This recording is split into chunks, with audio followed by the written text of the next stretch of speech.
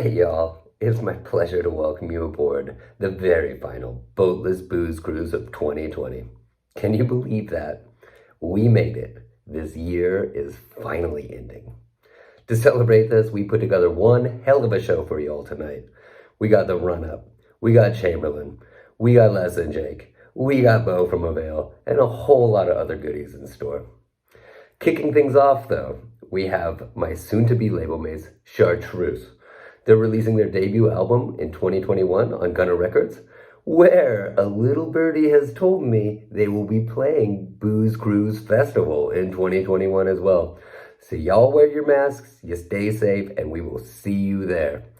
Following this video premiere, we have New York's best kept secret, Neck Scars, tuning in with a full band set. Y'all enjoy your show. Cheers, stay safe, and smash 'em up.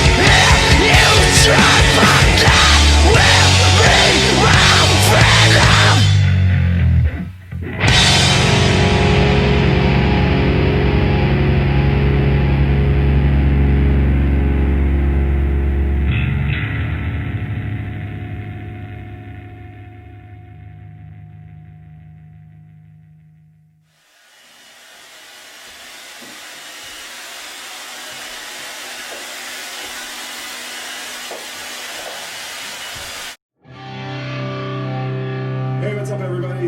We're Neck Scars from New York. It feels like nothing.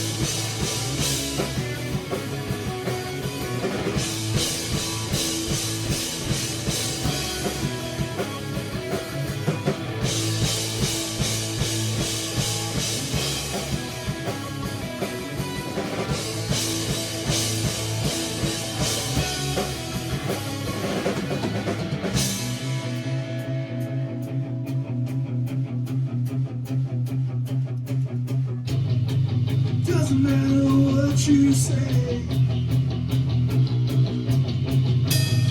I can't change how you feel. Doesn't matter what you say, this is all for you. If you got too far, don't go. I will follow you. Don't go. If you think this isn't worth much, don't go.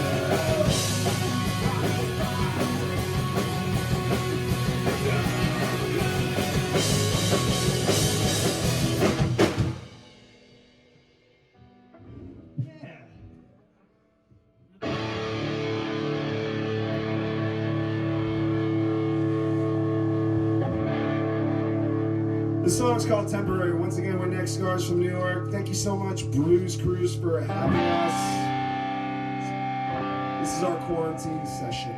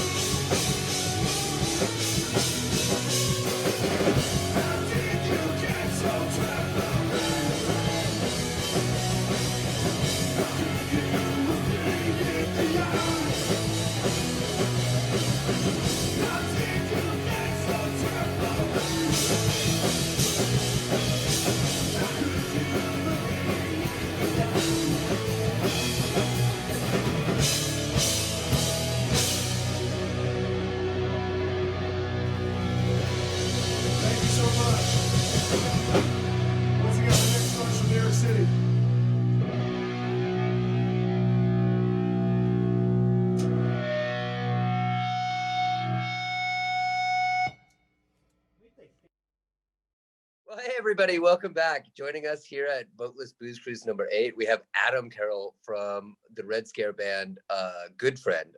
Adam, how you been, man? Hey, I'm good, Corey. How are you? It's so good. It's so nice to see you. You're looking festive as hell. Thank you very much. How was your Christmas? It was good. It was good. Yeah, it was aces. Brilliant. Yeah, yourself? Yeah, very, very good. Yeah. Happy with nut roast? Yeah, oh yeah. A little nut roast and some, yeah. So, how's things been, man? You guys just released a new EP, the Aaron Rose EP. We released it's a surprise EP as well. It is a surprise EP. Like Yeah. I had no idea it was even coming this year. Either did I. Yeah, no, I knew it was coming all along. No, it was really cool, man. We just decided we'd just get it out there. You know, we were kind of holding off for the Red City Radio tour. Yeah, I mean, it's only been 49 months since your guys' last release. So it was I was blown away when it was like, holy shit, okay. And it's I think, as you guys would say, it's cracking, mate. Yeah. No, we've had our first release was 2012, then 2016, then 2020. So like 4 years in between. So we've got to get something out next year. Like, yeah. We've got to break it. Yeah, you gotta stick to the math, you know. It's like leap year albums. Yeah, but the songs that we did, man, we're really proud of them, and it was the right time to get them out, you know. Yeah. I mean, this year's been so shitty, I think, for everybody, that I know a lot of bands were like holding off because, you know, when you release something, you want to go on tour. You want to be able to try and sell the physical copies. That's the only way that bands really survive, is merch, you know. So you release something to go on tour because you're trying to make a successful tour. And I think so many bands this year held off until they're finally just like, fuck it, let's release this record and let's get it out and let's put something into this year so it's not a total waste. So yeah. Well, that's it. But do you know what? There were positives as well, because it gave us the time that we needed. Because if we didn't have that time, we wouldn't have had a video. We wouldn't have had anything ready for that release, you know? Yeah. It gave us the time just to get it all together. Yeah, I mean, you guys are on Red Scare and Gunner Records here in Germany. But there's still so much. I think people think that being on a label means that, like, oh shit, you got everything taken care of. But there's so much DIY into being in a band, no matter what, that I feel like this year taught people how to have the time to be like, we're making music videos. Oh shit, we're doing something different, you know. So there has been positive to this year, I guess. Yeah, that's it. You got a record out too. Yeah, with Dollars for Deadbeats, we put something out 2 weeks ago now. Yeah. But I mean, yeah, we did the same thing. We waited and waited, thinking that, like, oh, we're gonna wait till tour comes back, and it eventually became like, I think everybody is realistically thinking that Booze Cruise here in Germany is going to maybe be the first realistic festival we could all go to, you know. Yeah, we're already looking at tour dates around it. Yeah. Wink. Hey. Well, we'll talk after, huh? Hey. Never talk business in public. Yeah. So, so how's the EP been received? How's the new EP? Because you guys just did that. You did that Q&A with the sweet Sam Russo recently for the anniversary of your last record, and then boom, new EP. How's it received in the last 2 weeks? Yeah, it seems to be going down really, really well. Everyone seems to be really into it. I just wish it was longer, you know. I wish that we could just done, like, it could have been an album out or whatever. But it's fantastic, and we're bringing it out in 7-inch as well, which we've never done before. Which I read about, and what you guys went all crazy with it, and one side 7 inches is 45 RPM and the other side is 33. Yeah. Good friend don't do things by half. Yeah. You're gonna confuse so many people. People are gonna like flip the record and be like either they've been on the 45 and it's gonna all of a sudden be like super slow-mo good friend, or like super fast, like, oh, what the fuck is this? It just means it's gonna be a surprise when they see us live.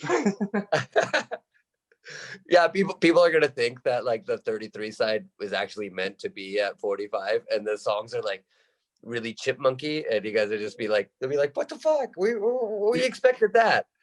Just come out with this big yell, and but it's gonna be cool to get to play these songs live as well.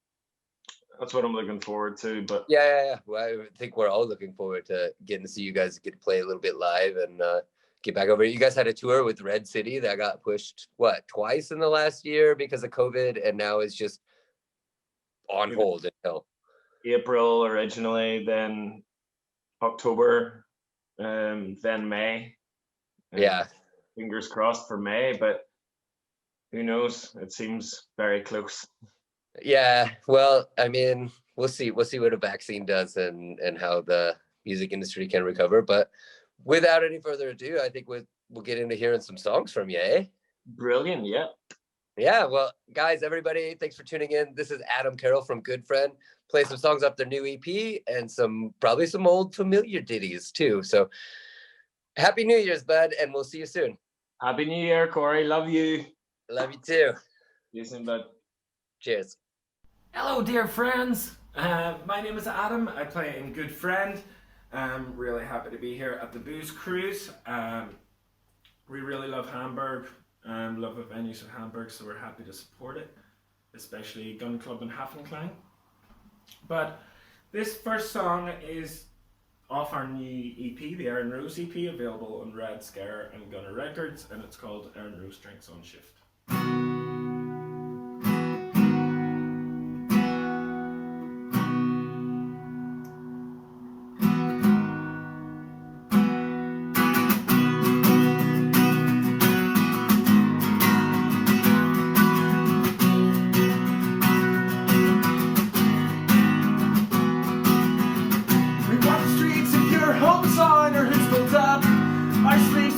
It's funny how now we're older. This place really doesn't seem that bad. Aaron Rose, where she take the city, leave all small town baggage behind. Get the awkward years and adopt an accent. No one understands that northern swang. I'm just straight lines away from home. Oh, oh, get closure. I don't think I'll make it on my own.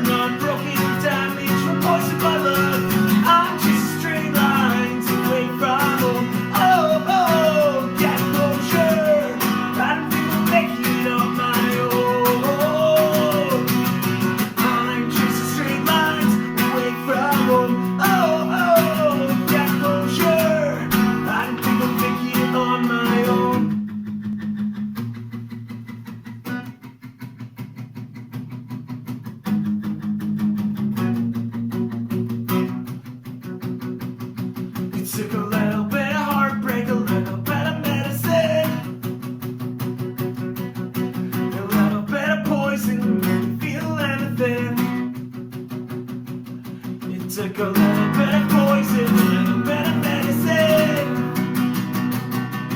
It took a little bit of heartbreak to make me feel anything. Who would have thought I had fight left in me? I'm just a string lion, away from home. Oh, oh, get closure. I don't think I'll do this on my own. I'm just a string lion, away from home. Oh, oh.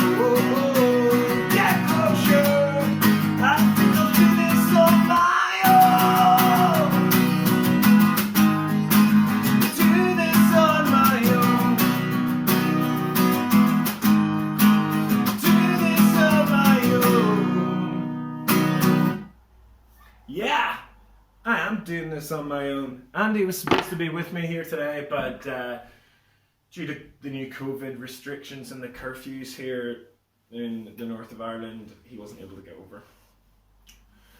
This is another new one. It's called Rusted Friends.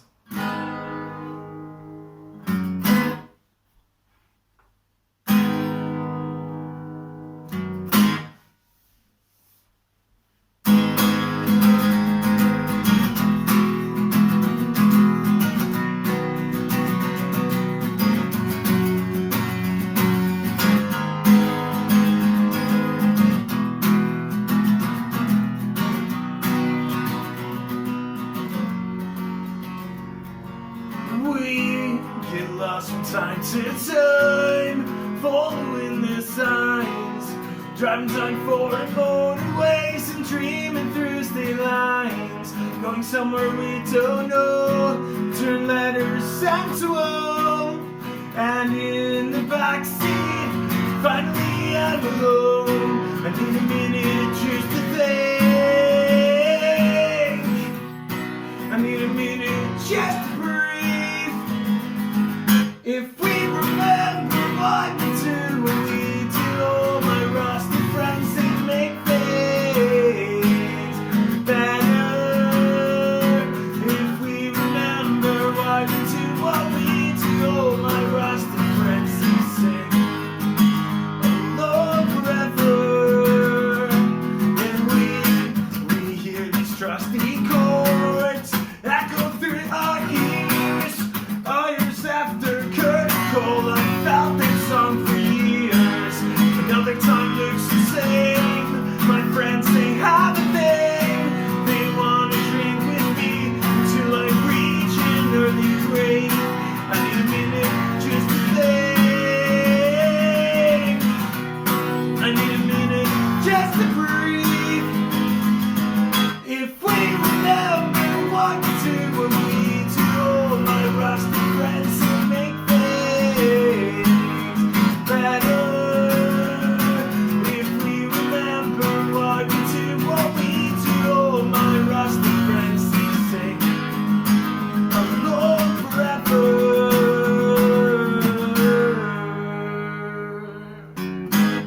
Okay, this song is called Rock Bottom Revival, and it is the first song off our debut album, which was Ride the Storm. We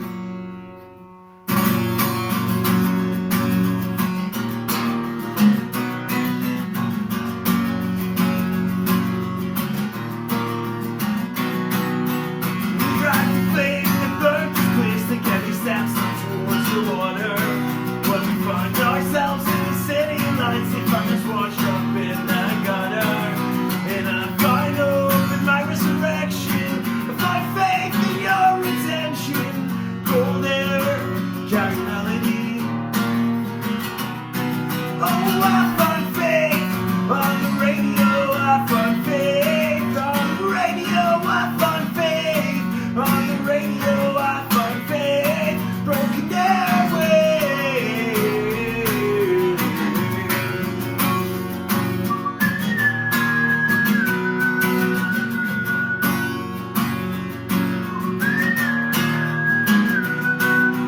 Beaten and bruised in a loss of youth, we find it hard to fill these footsteps. Will you want before it chips our path with each familiar sun and breath? And I'm not one to worship those bad, it's your heavy out alone. You know it's felt like home. And I find faith on the radio, I find faith on the radio, I find faith on the radio, I find faith, broken airwaves.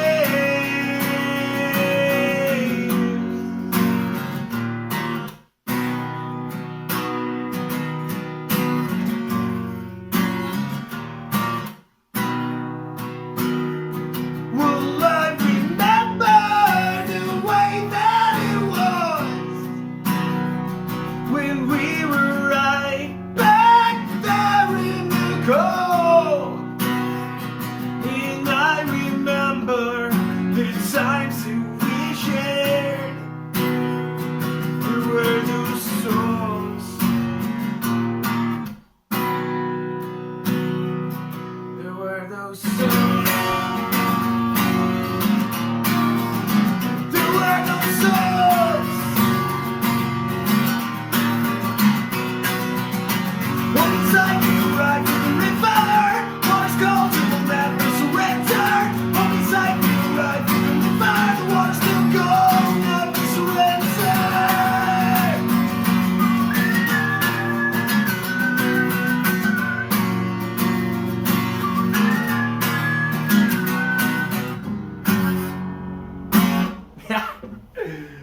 Alright, drop a pick at the end of that one, but we're alright. We're alright. So I'll play another one for you here called Barflies, and it's the only song we've ever written that was actually recorded on acoustic. The barflies, the wise guys, the weekend millionaires, the girls that let their hair down, the drunks that just don't care. Where do you go? We can know where to go. Where do you go? We can know where to go. The old sparks, the have-nots, the lovers dancing slow.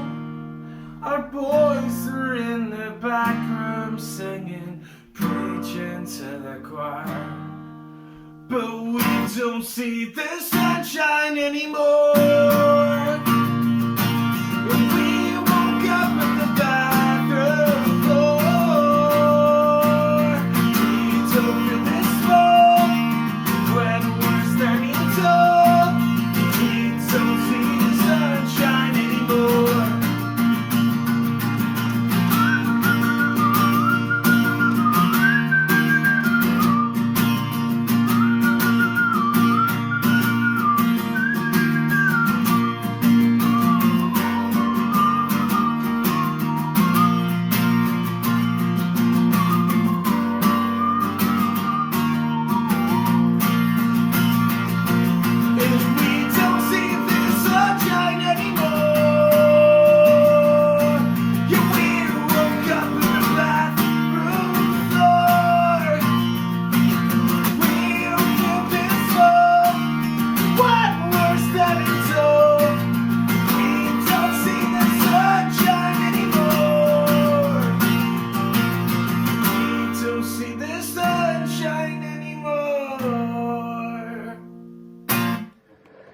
Well, it seems that my buddy Zack from Ferris and the Felons won't be joining us tonight after all. He's currently locked down somewhere in the middle of the California desert. So instead, we're going to check out 2 videos that he shot when he was back home on the East Coast. He's currently booked for a tour in the autumn of 21 with Jared Hart of The Scandals. So y'all keep wearing your mask, keep staying safe, and I will see you at a show.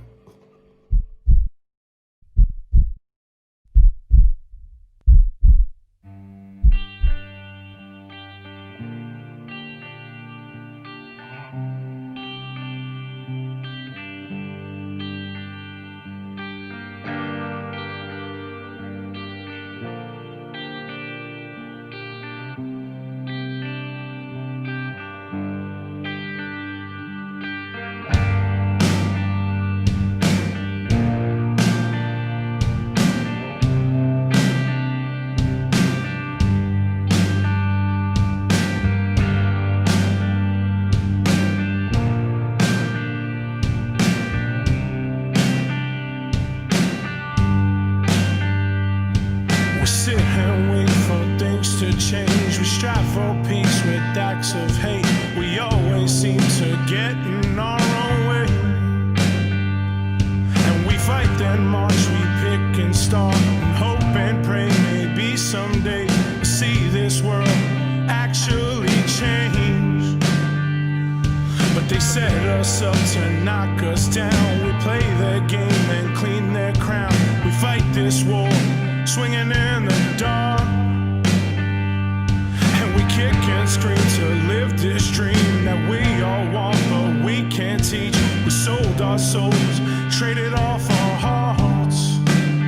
So I sing, oh, I know how cold this world is. So I sing, oh, I know how cold this world is. Let's face it, we made this. We let them dictate it. We let them just kick us while we're down.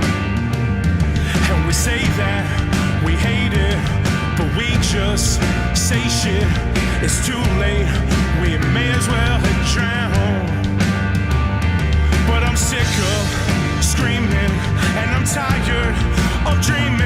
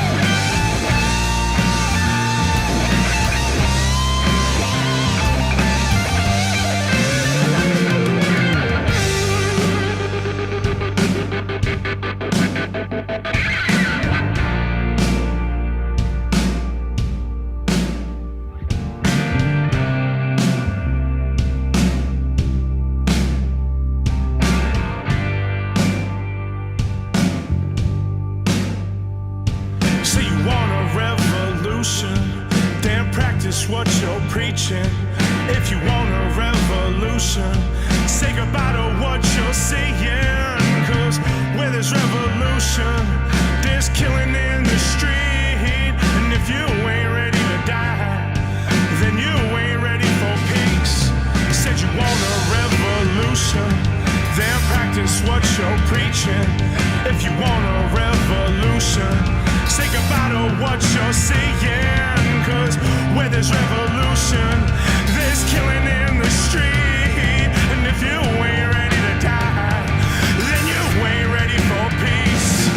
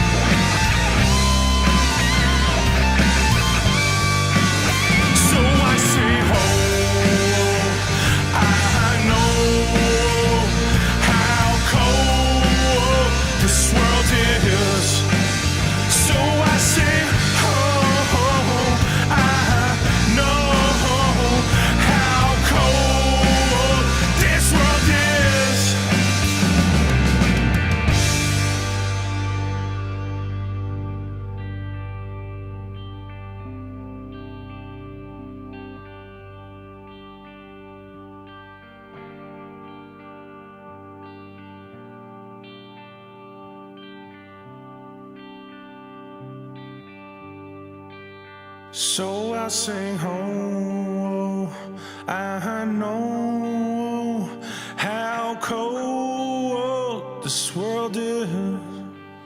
So I sing, oh, I know how cold this world is.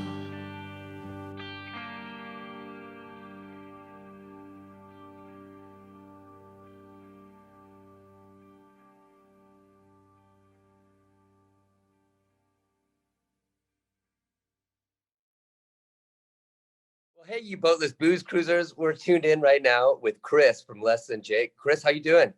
Corey, I'm fantastic. How are you today? Doing well. It's really nice to see you. So we're going to jump right in.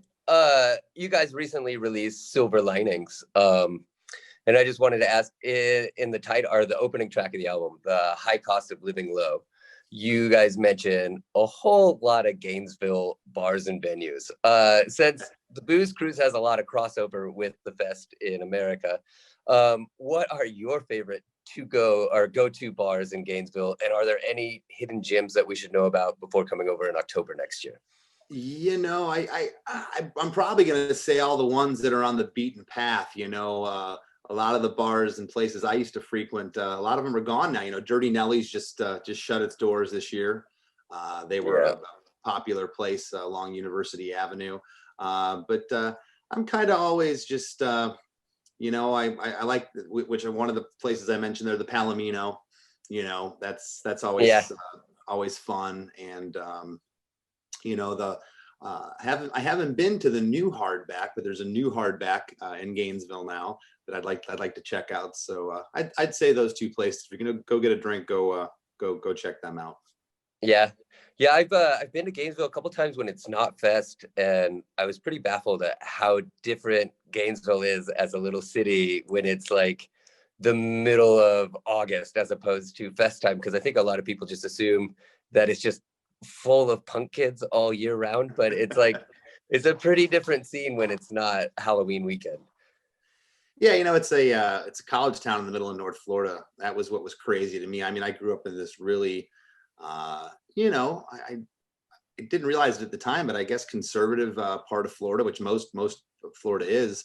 And then I drove a short 3 hours north, and I might as well have been in Tokyo. I mean, it was just, Gainesville was so different than everything. There was, you know, 5 or 6 killer record stores. There was a couple, 2 or 3 punk venues. I used to have to drive to Tampa to see shows, which was like 2 hours from where I lived. And good luck convincing your parents when you're 15 to take off on a school night to go see the Circle Jerks. It just it didn't happen very often, you know. So getting to Gainesville was just amazing.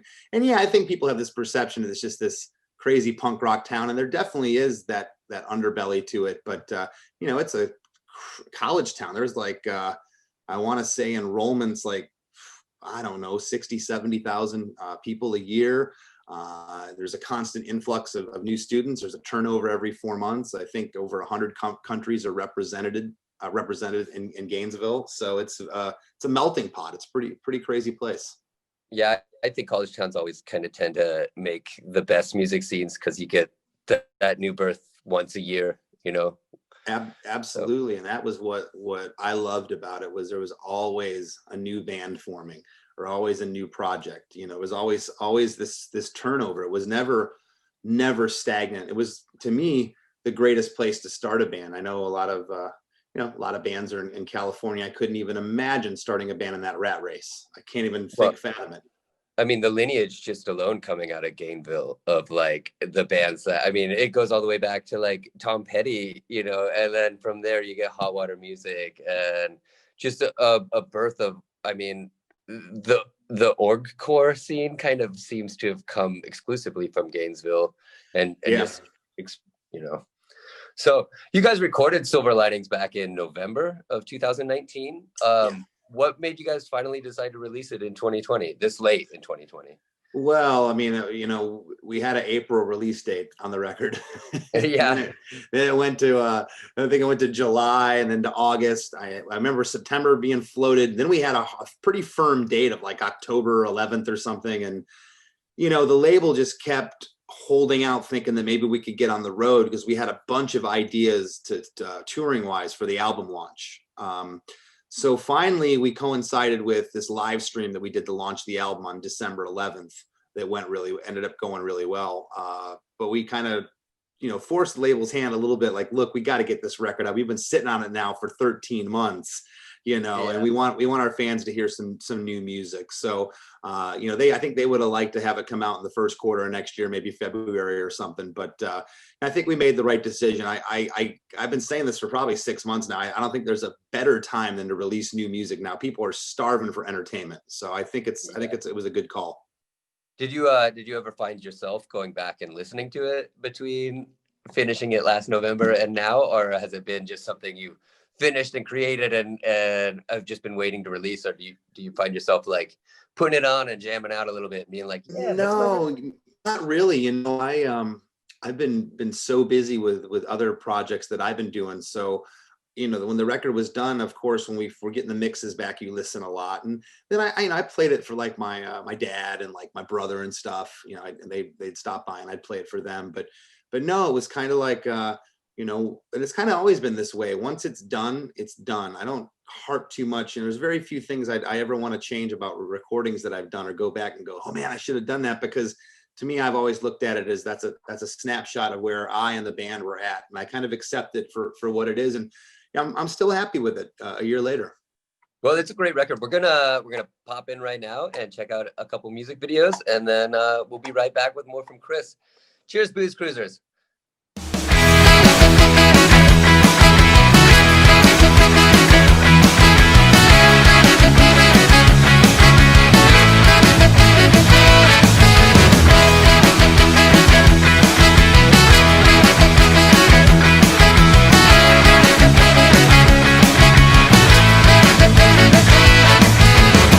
What's wrong with the world today? Can I get anybody on my page? Countdown.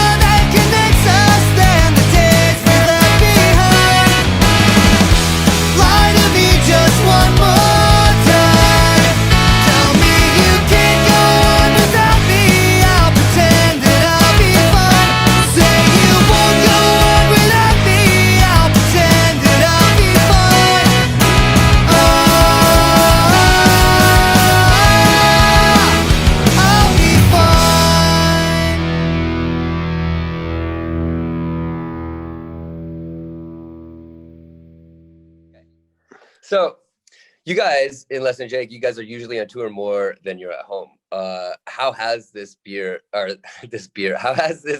been without touring? What are you guys doing to stay in contact with each other? And what do you guys look forward to most about getting back on the road? Well, we do a weekly Zoom meeting. I'll be doing that in an hour and 15 minutes from right now with the band. Yeah. We do that. Yeah. Every week without fail, we get on and we just go over things. And we've kind of always been like that, whether it be through email or phone. We've always been, communicate very well with one another. But, we kept busy this year. We released a couple of songs. And we would have kept it going. It was called the Lost at Home session. So we all have our own home studios that we repeat some songs together. So Matt, our drummer, would record his parts and then send it to Roger. He'd put some bass down. He'd send it to me, and it just kind of would go around. And we did 3 songs. It was called Lost at Home sessions. And part of the proceeds for those songs, we were just selling them through our Bandcamp page. And, we were doing a different charity fundraiser for each one. And so we did 3 of those, and finally Pure Noise was like, whoa, we got a record coming out. Maybe you shouldn't be putting new songs out and confusing the marketplace, which they had a point. So we put the brakes, but I think eventually we want to do another 6 or 7 of those and release a full length called the Lost at Home Sessions, just a project that we did in our own Yeah, studios. that'd be great. I've noticed, you also have been podcasting quite a bit. Yeah. Yeah, you want to talk a little bit about that? It's called Chris DeMakes a Podcast, huh? Yeah, which that was a playoff as a kid. Chris DeMakes a pizza, Chris DeMakes a pie. I got that shit. Yeah. So my wife, I was trying to think of a name for the podcast, and I'm like, the Chris DeMakes Hour. No, that's lame. The Chris DeMakes, that's and she said, Chris DeMakes a Podcast. And I looked at her and I go, you're serious? She goes, I'm definitely serious. I'm like, that's the name. So everybody in high school gave me shit. So yeah, my manager started working with a guy, you may know the band, his name's Chris Fafalios. He plays in Punchline. Okay. And they're a band from Pittsburgh, Pennsylvania. We met them years ago, and we knew them through Fueled by Ramen, of course. And Chris started managing me this past April, and he was like, I want you to do a podcast. I was like, what? And he's like, yeah, I think it's going to help you, because I've been doing custom songs and jingles for some time now. So, if you want a song written for your wife or your husband or your dog or your cat or whatever, or if you want a jingle for your business, I've been doing that. He's like, this is a great way to promote your songwriting business, because we'll have a theme with the podcast. It's going to be a defining song from an artist's career. So it's not just getting on and BSing or whatever, or like a lot of podcasts. It's a strict, every week we have a format. So just finished my 30th episode, and it's been going really well. Congrats. Yeah. I've noticed we've also recently seen 2 solo singles come from you. Are we to expect a solo record in the future? Yeah, so I've never done a solo record for a number of reasons. I just really haven't had time or wanted to delve into it, and this past year has kind of given me reins to do different things. I released a book December 8th called Blast from the Past, and it is a picture book with a story accompaniment. And so basically, without being too long-winded, I always wanted to write a book, and I would always get like to the 2nd or 3rd chapter, and they all kind of read the same, because I love rock biographies. I have hundreds of them now. They're all on my Kindle, but I used to collect the hard copy, and I just kind of got disillusioned. They all kind of read the same. Hi, I'm Chris DeMakes. I'm from Michigan. So I woke up on December 5th of 2018, and I had recently moved a couple months prior, and I was going through old photos in my studio and organizing things, and I'm like, took a picture of this photo of back in the day, like a me, Vinny, and Roger, and I posted it with a story. And I said, I'm going to post one of these a day for the next 365 days. And our sax player, JR, was one of the first comments. He said, you won't make it 2 weeks. I said, I'll show you. And about 3 weeks in, it dawned on me. I'm like, I'm writing my book, one picture and one story at a time. Oh, yeah. And so after 365 days, December 4th of 2019, I had it, and I started compiling the book. It came out on Smart Punk Records, and it's an 18-month book campaign. So the book came out a couple weeks ago. The first 2 singles, the book is called Blast from the Past. The first single was called Blast from the Past, and the second single is called All American Asshole. And basically, it is kind of a concept. The album to the book. It's all about the stories in the book. Oh, So that's I used to dress up as characters on stage back in the day. I'd be a baseball player one day. I'd be a lumberjack the next day. And like, they were believable costumes too. So all those pictures are documented in there. And so I'm going to release 2 more singles in April, 2 more singles in July, 2 more in September, and then 2 more in December of 2021. That'll be 10 songs. And I'm going to have 2 songs held over. So it'll be a 12-song solo album in 2022 called Blast from the Past. It'll culminate with the record. That's a really great idea. I look forward to it. I can't wait to hear it. Thank you. Yeah, it's fun. And I have no delusions of a solo career. This was literally Smart Punk had suggested, what if you did songs with the book? And I'm like, that's cool. And then I was like, well, what if we did a campaign to kind of keep the book moving for 1.5 years and continue? Yeah. So, and there's going to be different merch every time with it. And if anybody wants to check that out, they can go to chrisdemakesabook.com. How clever. You're using it again. Well, man, we look so forward to hearing all this. And speaking hearing things, you're going to play a couple songs for us, huh? I will play a couple songs. Yeah. And let me set up my phone here real quick so that I can also record myself in case we get disconnected, because that does happen sometimes. It does. The live stream game of the world. It's crazy that they haven't increased the performance of the platforms. Landscape or like this? Probably landscape. That's what I'm thinking. That's what I do. Yeah, landscape's always looking better. I think so too. I can't promise the subject's going to look this great at 9 in the morning, but hey, the old saying, Corey, you can't polish a turd. Yeah. And they make so many good filters now. You got. All right, so I'm trying to think. You want me to face the camera that way, right? Yeah, and we're gonna disappear me from the screen so we just see your beautiful mug. I love it. I don't love it actually, but you know what I mean. Let's see, you're not really gonna see my guitar, but this will suffice if this doesn't work. Perfect. All right, tell me when. All right, without any further ado, Chris DeMakes from Less Than Jake is gonna play us a couple of tunes. And just back to back, right? Yeah, go for it. Perfect. All right. So I kind of couldn't believe that this record is 30 years old. This is one of the first records I bought, maybe when I got to Gainesville. And yeah, this is a oldie but a goodie. Here we go again, infatuation touches me just when I thought that it would end. Oh, but then again, it seems much more than that, but I'm not sure exactly what you're thinking. Well, I toss and turn on that thinking of your ways of affection, but to find that it's not different at all. Well, I throw away my past mistakes and contemplate my future. That's when I say, what the heck? Would I last forever? You and I together, hand in hand, we run away, yeah. Far away, I'm in for nasty weather, but I'll take whatever you can give that comes my way, yeah. Far away.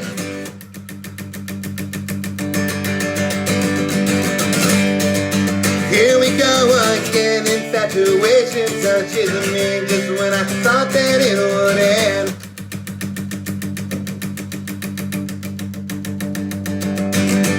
Oh, but then again, it seems much more than that, but I'm not sure exactly what you're thinking. Well, I toss and turn on that thinking of your ways of affection, but you find that it's not different at all. Well, I throw away my past mistakes and contemplate my future. That's when I say, what the heck? Would I last forever? You and I together, hand in hand, we run away, yeah. Far away, I'm in for nasty weather, but I'll take whatever you can give that comes my way, yeah. Far away.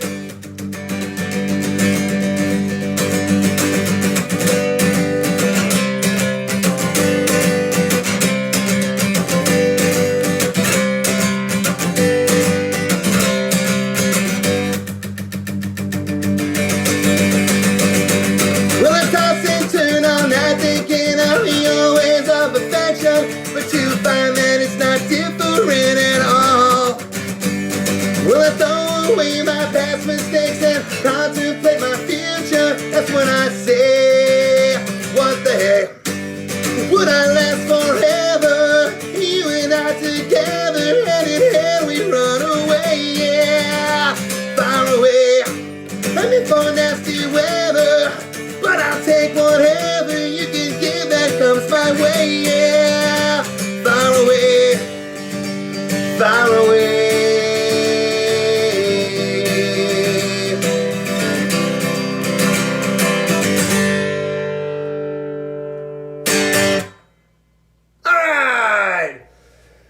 And the crowd goes mild on the Booze Cruise. Rock and roll. All right. My voice only cracked twice. Kind of like that episode of The Brady Bunch with Peter Brady. For those of you old enough to remember. For those of you not. I'm going to play a track off the new Less Than Jake record. I want to thank everybody for tuning in and watching and still giving a... half a crap about my band. It's been a long one, so thank you. This song's called Keep On Chasing.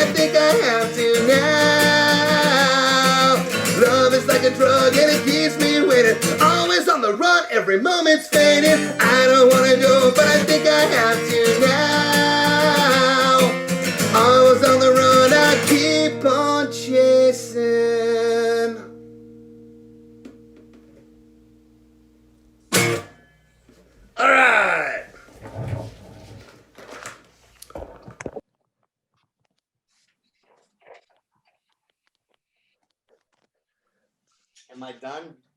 Yeah, that was great, man. Did I pass with flying colors? Absolutely. I love the Green Day cover. I haven't heard that song in a minute. I think that was like one of the first. I got it. It was like 10,039 smoothed out slappy hours. Once they had put all those little EPs together. I think I was probably 12 when I first got that. Yeah. I mean, that kind of hooked me in for life. Yeah, I heard that band and I was like, all right, when are these guys going to get signed and be the biggest band in the world? I knew. I was like, because I was listening to everything that was on Lookout Records back then, and I had everything. I was mail ordering 7 inches, and they were just a little bit better than the other bands. The melodies were just a little bit better. Yeah. So, Okay, let me just really quickly do this thing, and then we can hang out for a sec if you got time. Just All to right, look at the everybody. Zoom. Oh, sorry. What? Go ahead. No, it's all right. Guys, that was Chris DeMakes from Less Than Jake. Thank you all for tuning in. Right now, as we speak, Stefan is posting the lyrics to The High Cost of Living Low in our Facebook group. All you have to do is mention the name of your favorite venue in Gainesville that is not included in the lyrics for your chance to win a free copy of the new Less Than Jake album. Cheers, you booze cruisers. Happy holidays and stay safe. Well, hey, welcome back to Boatless Booze Cruise number 8. We have a special treat. We're in here right now with Bo, last name Bo from Avail. Bobo, it's so nice to see you. How's things going? How you been? What's new? Good. Nothing's really new. It's stuck in a pattern. Watching old video clips of old shows and people sending me that stuff over the internet. So it's kind of fun. I don't do much. Yeah, I hear it. I mean, this year's been so crazy with like quarantine and everything like that. Like you do a lot as a bartender. You're mainly a bartender outside of Avail, right? Yeah, so pretty much my entire life outside of like maybe a 10-year stretch, I have always worked in restaurants, like back of house, washing dishes. And about 20 years ago, I graduated from punching people in the face and checking IDs to getting people drunk and paying people to punch people in the face and check IDs. Hence this. Yeah, I was gonna say, is this where this comes from? Yeah. Actually, this is from a show. An Avail show? No, it was even much cooler show than the Avail show. I went to go see in 1985. I went to go see. It was Token Entry, Dr. No, and The Exploited on the Fuck the USA tour. And I didn't even think about the fact that it was the Fuck the USA tour. And I lived up in Northern Virginia, so I went to go see them in Washington, D.C. And so pretty much I went with about 15 people, and every single one of us got beat up at that show. Because there was just roving packs of skinheads, like super, super pro-American skinheads. And I didn't even think about it. Like I had no hair. I was a skinhead, but I was a suburban skinhead. So I wasn't cool. And I got beaten up during Dr. No. And then my tooth ended up coming out a couple years later. But I remember watching it, and it was a really, really bad club. Like, it was just gnarly. The bouncers were all huge, and it kind of reminded me, now looking back, they kind of reminded me of the Washington, D.C. version of Pitbull Germany. Just nasty, huge guys. And Exploited got on stage, and I'm just watching them from up top now because I've already been beaten up, so I'm in the rafters. Oh, you stayed at the show after getting beaten? Yeah. Well, sort of. I mean, it was also because I was afraid of leaving, and because I didn't want to leave the club, because it was just me and my girlfriend and my girlfriend's friend. I watched, they started, and I don't even remember what they played. I don't remember the first song. It didn't matter. And then the second song was Fuck the USA, and there was probably 200 or 300 skinheads that rushed the stage trying to kill the Exploited. And I remember looking at my girlfriend and going, we're leaving now. I can't be here any longer. And we left. It was the most terrifying thing I've ever been, one of the most terrifying shows I've ever been at. Yeah, I couldn't even imagine. I was such a poser when I was younger. One of the first concerts I tried to go to alone, it was Agent Orange.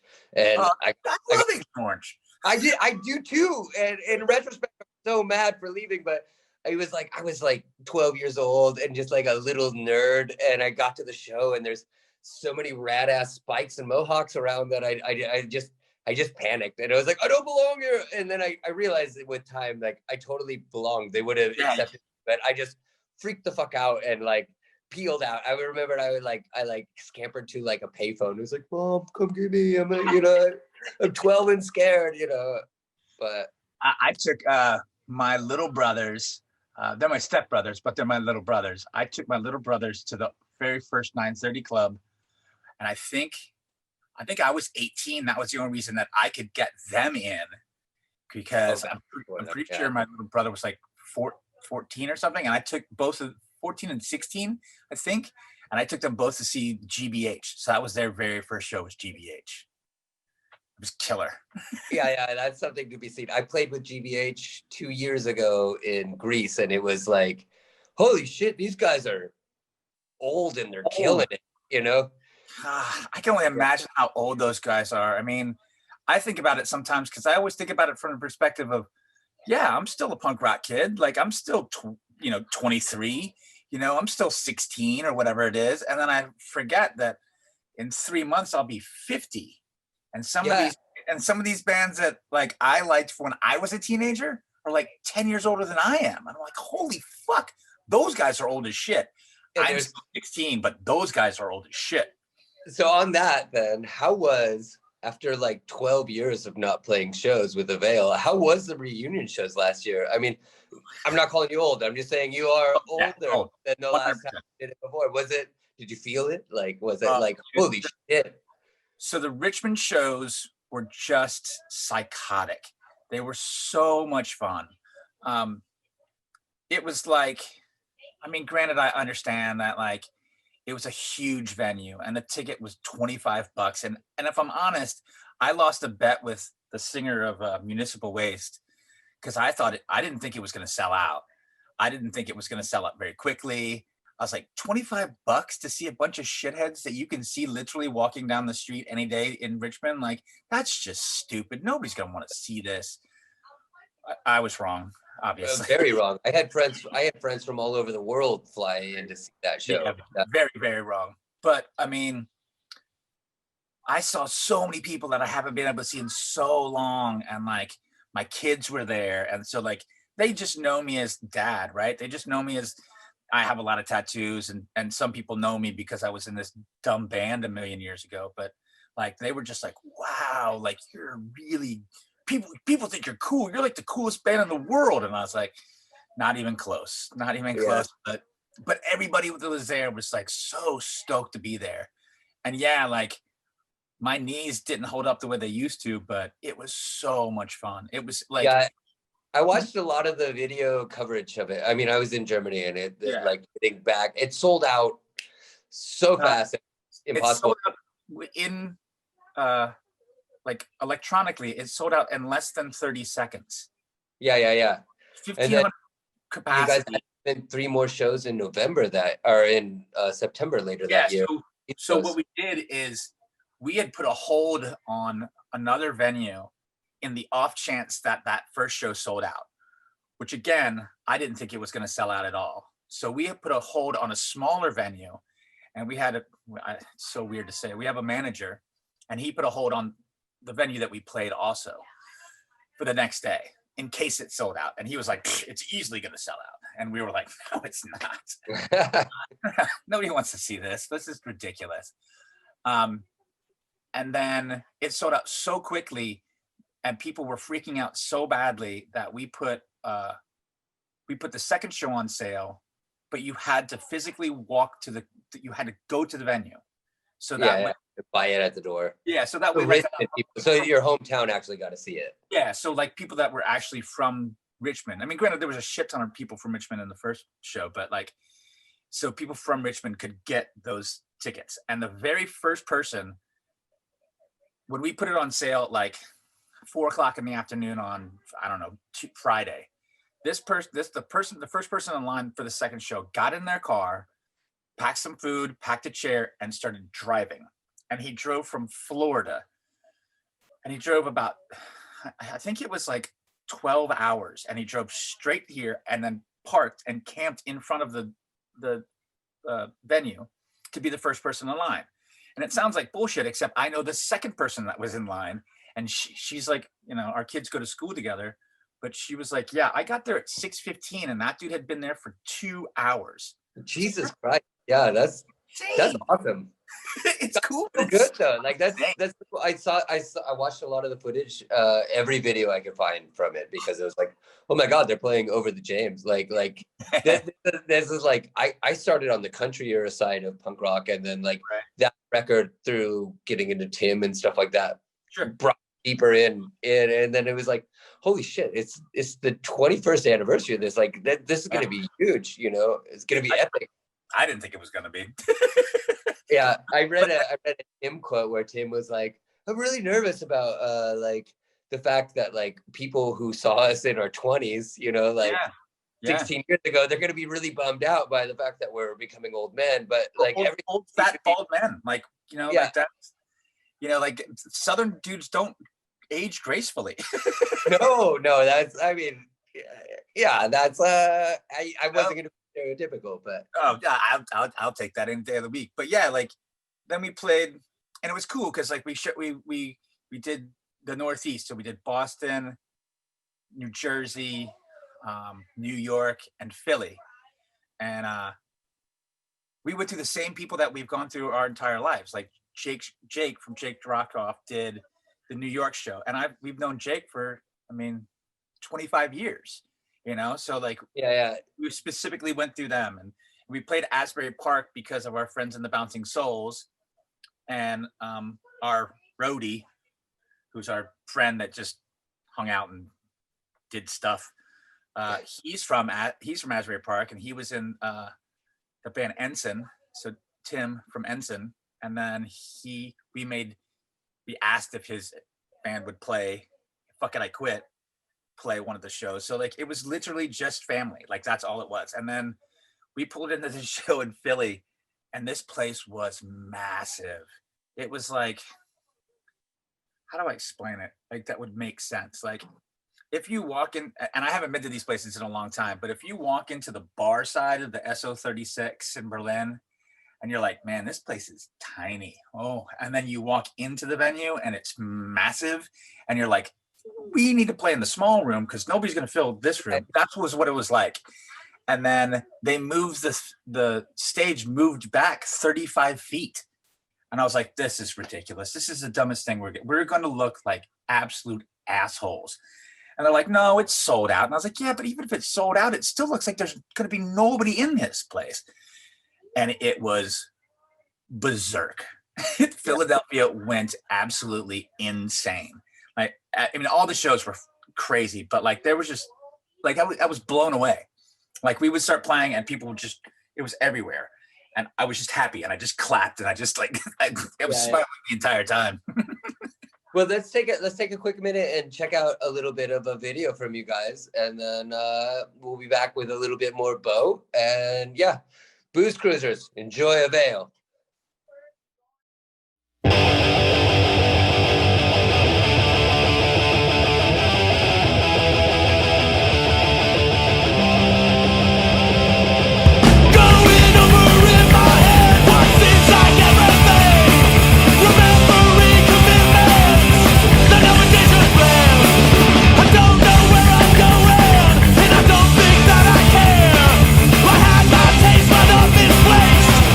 Trouble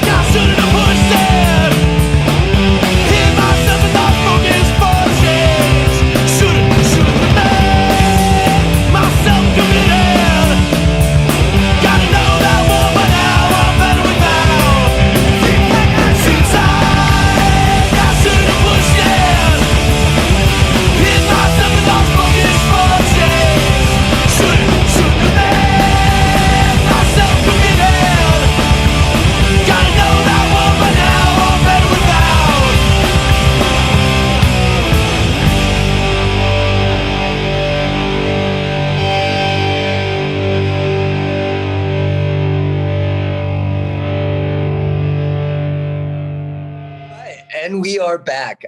Bo, it's great. It's always great seeing you out front of the stage. I got to ask one question about the signature goatee. I mean, I feel like I pigeonholed myself into being a bearded man, and you've had goatee for going on. I mean, you guys joined in 87, right? It was 1987, 88. I the last time I shaved was August of 1990.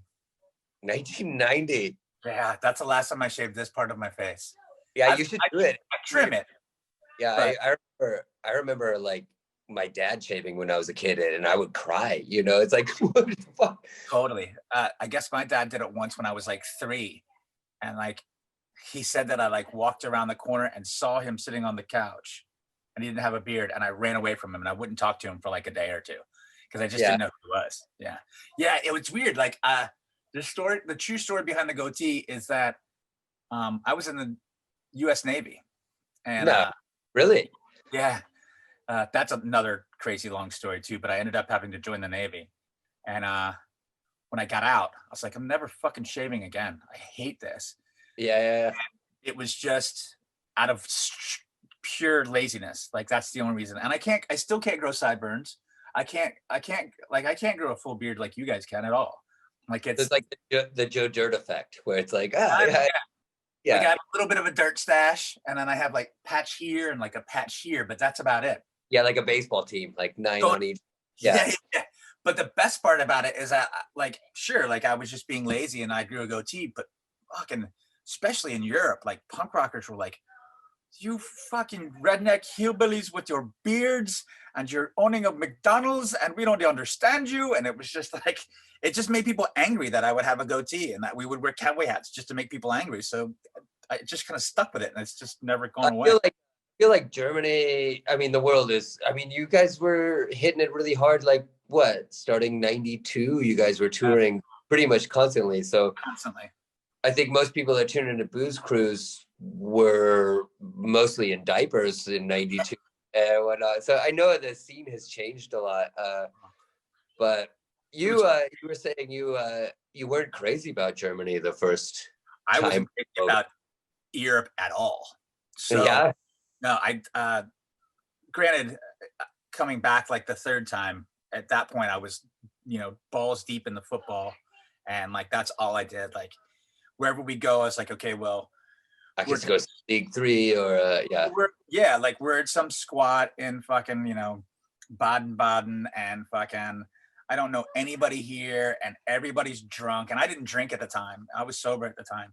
And so like the last thing I wanted to do was like get berated from being from the South. What does the bu even do in the band? A dancer? What is that? And I was just like, fuck you. Not so advantageous, perhaps. And we had just come over, and like we heard all the stories because we were really tight with Rancid at the time. And they were like, dude, we fucking hate it. Like we would walk up and be like, so you're Matt Freeman? You used to be skinny, but now you're fat. And it was they hated it. And like I was like, that doesn't happen. That's the dumbest shit I've ever heard. And then literally, like the first day we were over there, they were like, what do you even do? Why are you here? The German compliment. It's very good over here where these backhanded. Yeah. But so I couldn't stand it. I was Bu. I was in the band Avail. Like everybody was drunk. I wasn't punk enough because I had facial hair. And I was covered in tattoos before tattoos were cool, and they weren't like, and some of them are meant to be offensive towards everybody. Like I have a big, and granted I believe it, but I also have a big chest piece that says "Keep America First." Now it is partly tongue in cheek for sure, because it makes people go, yeah, and I go, shut up, you idiot. Like it's not. But at the same time, I'm like, yeah, I do like where I'm from. Fuck you. But God, people would get so upset about it. It's just like. And I just hated it. Like, and then literally, if I hadn't have like started going to like, I went to St. Pauli Stadium. I went to like Nottingham Forest Stadium. I went to all these stadiums to go check out like football because I was so into football. I still am. But I mean, that's what I would do. Like, I would just like, all right, fuck you guys. I'm going to walk I'm just going to find the city center. I'm going to go take a shit in an American bathroom.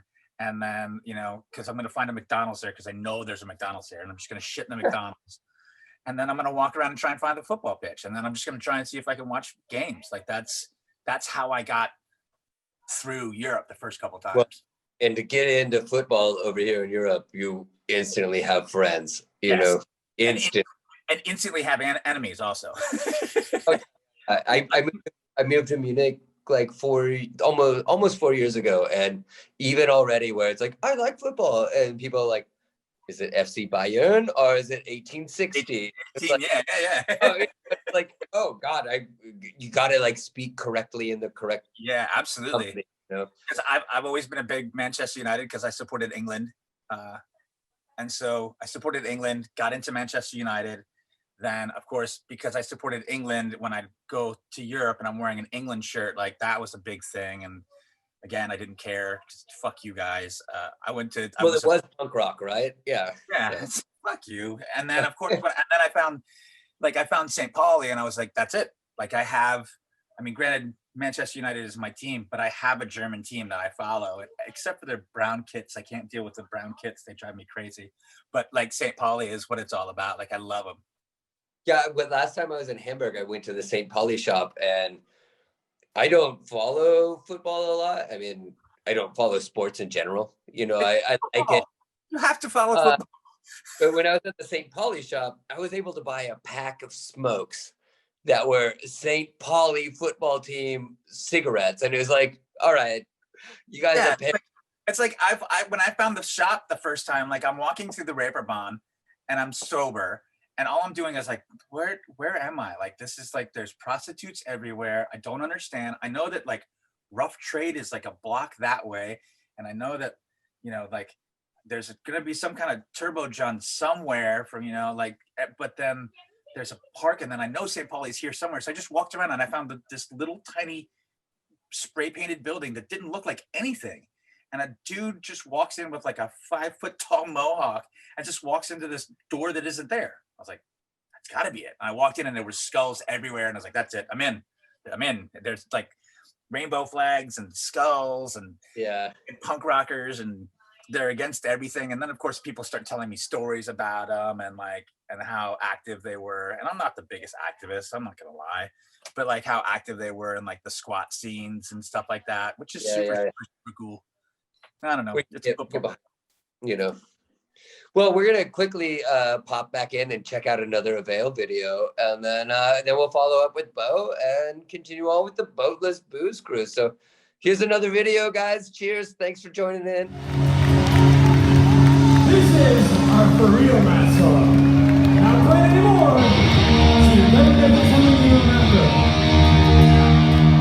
Throwing babies in there.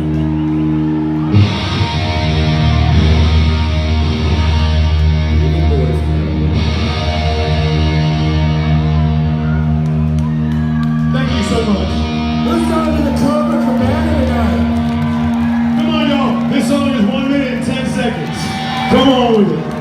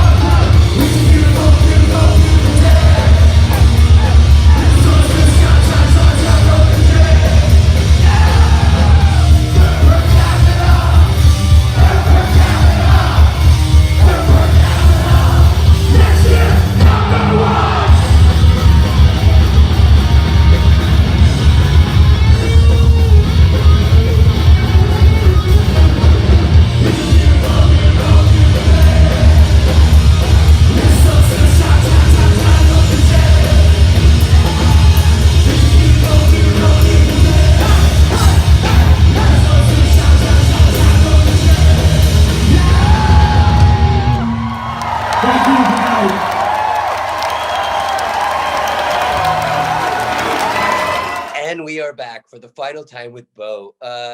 Bo, thanks again for joining us. To follow up, I've heard this great, amazing folklore tale about Avail, and it's one of the most inspiring things, I think, to most musicians that are still out touring. I mean, you guys inspired so many follow-up bands that have now inspired so many more bands. I mean, from you guys, we had Strike Anywhere and Smoke or Fire and this scene blow up.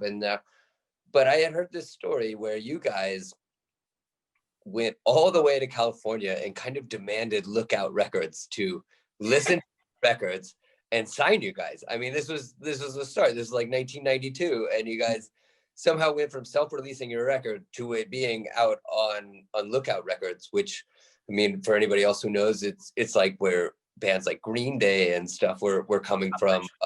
Ivy, Green Day, Screeching Weasel was on that record label. Like, yeah, I mean, Lookout Records was my doorway into punk rock.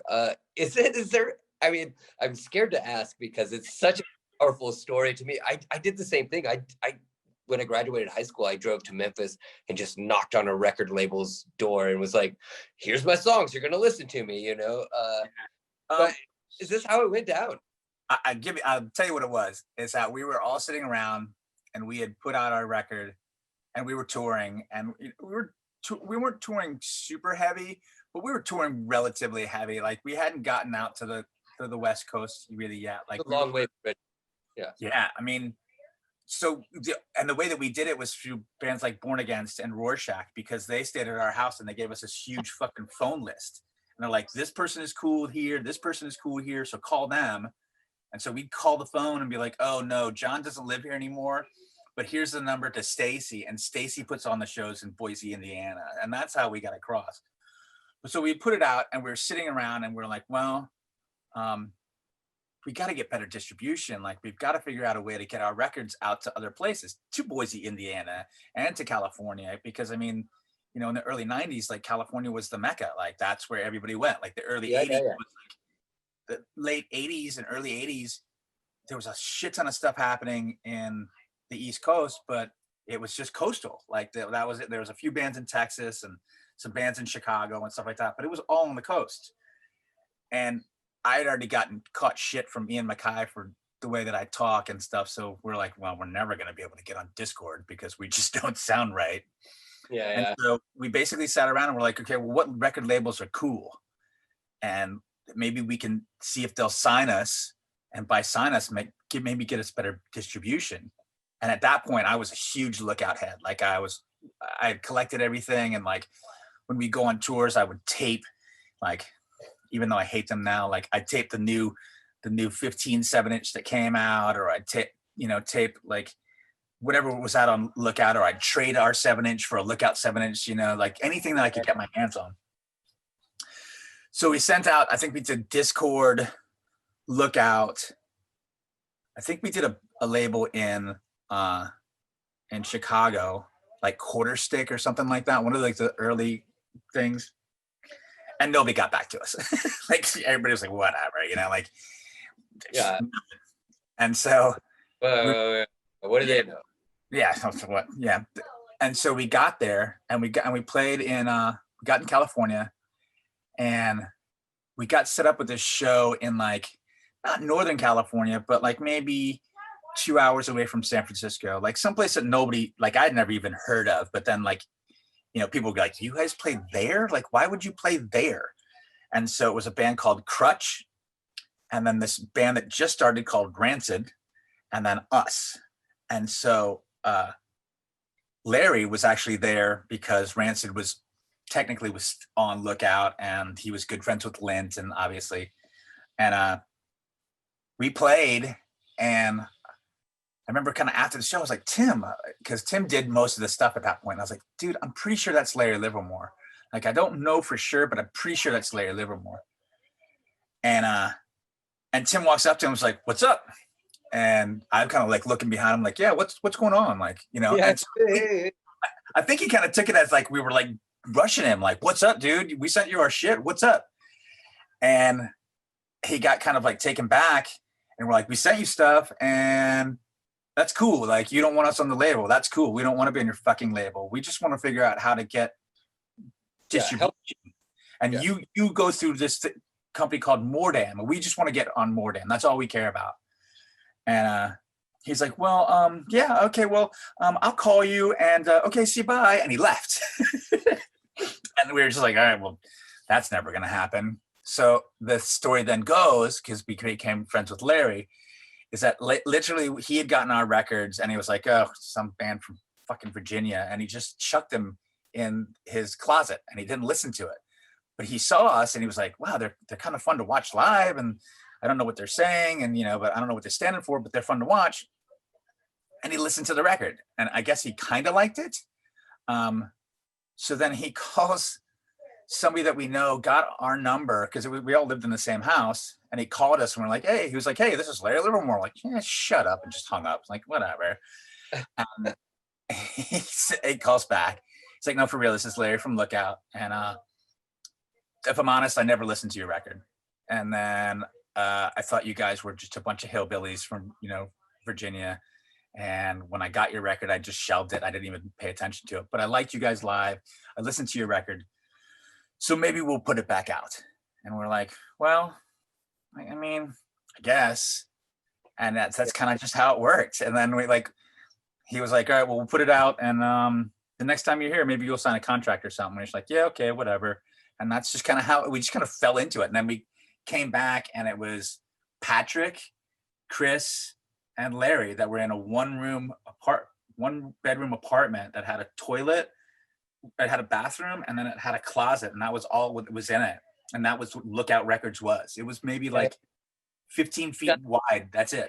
High rise that you imagine it. Yeah, I was like, it's California, right? Like, it's a California record label. It's going to be like, like it was like martinis at a pool, and it's like, no, here's some cockroaches and so basically it was like, here you go. It's we'll put out your record, and we'll give you this much money per record. And we're like, okay, cool, and shook hands, and that was basically it. Like, I think we ended up signing actual paperwork like when we put out the next record on Lookout, like when we put out Dixie.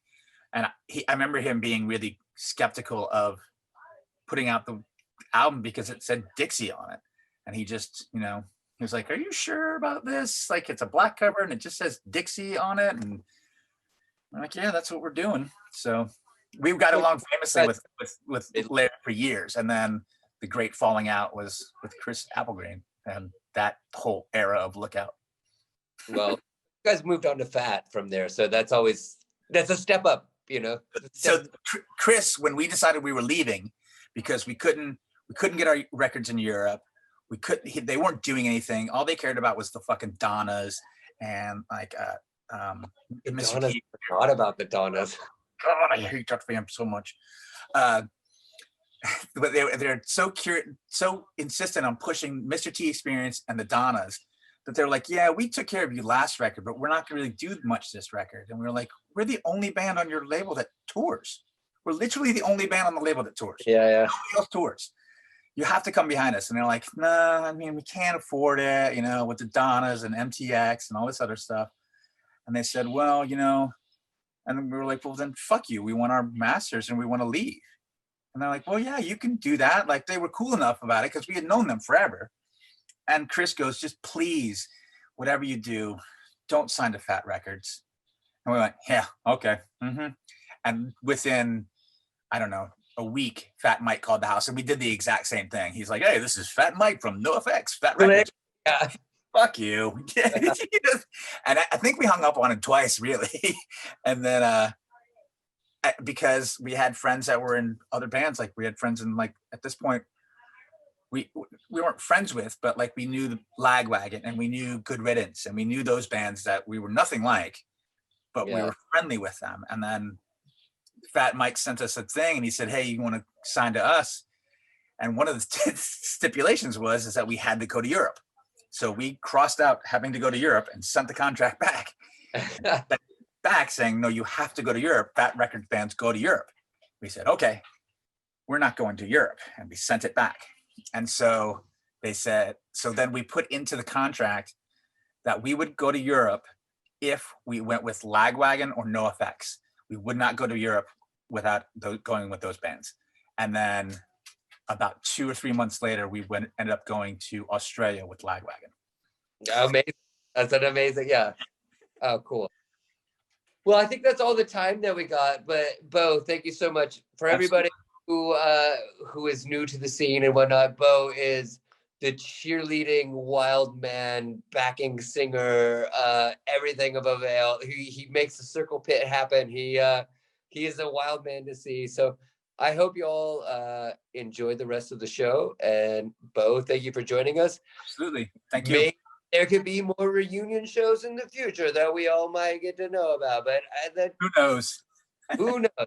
But Bo, thank you for joining us. And Absolutely. I hope you all have a great booze cruise. Booze Cruise.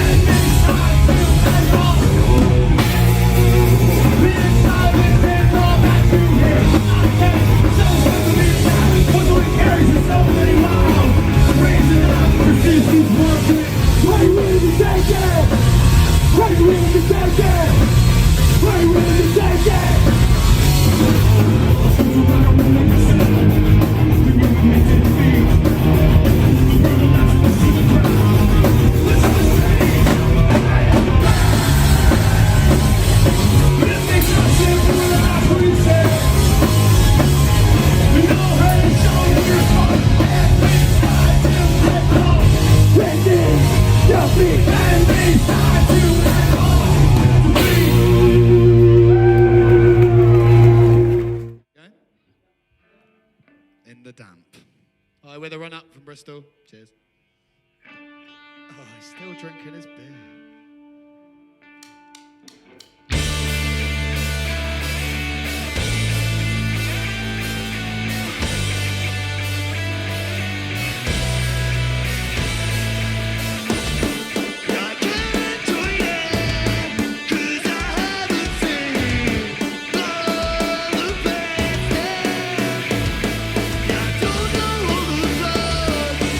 Everyone who made me great.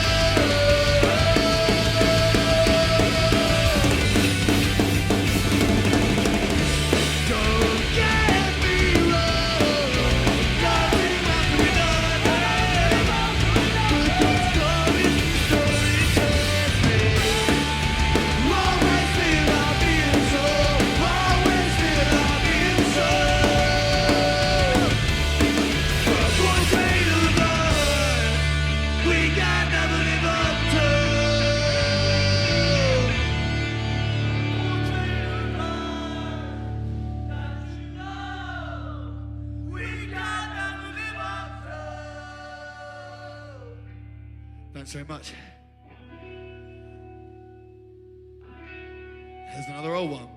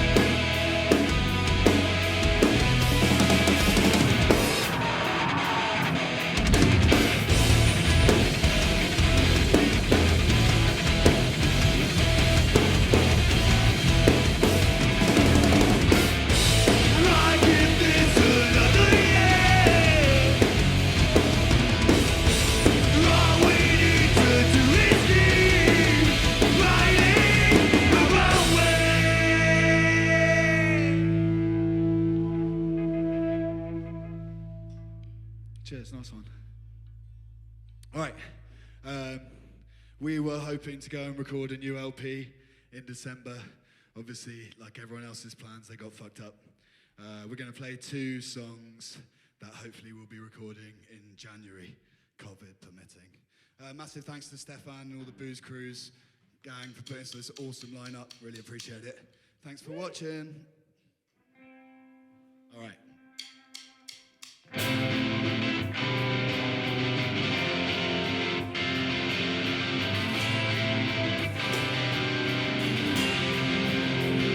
Don't let it take over.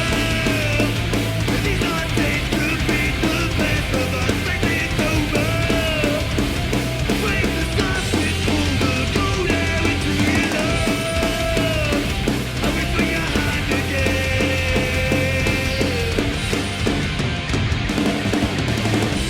Soon as we started this year, it's where we started running. Fire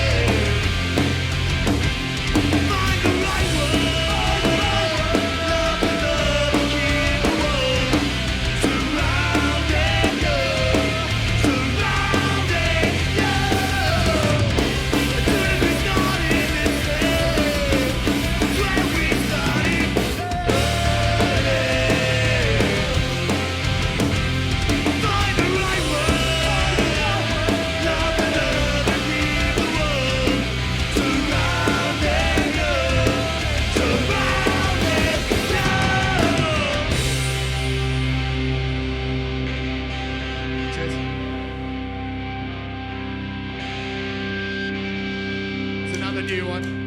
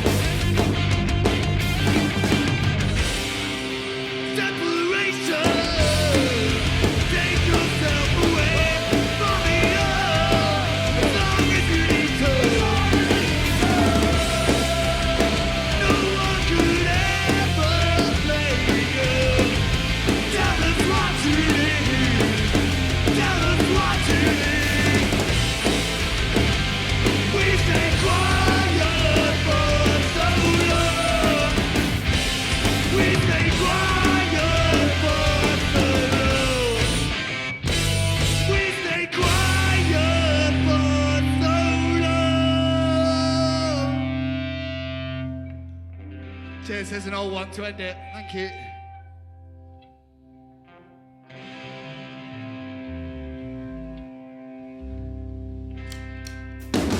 Never a question, just a few nights to be undone.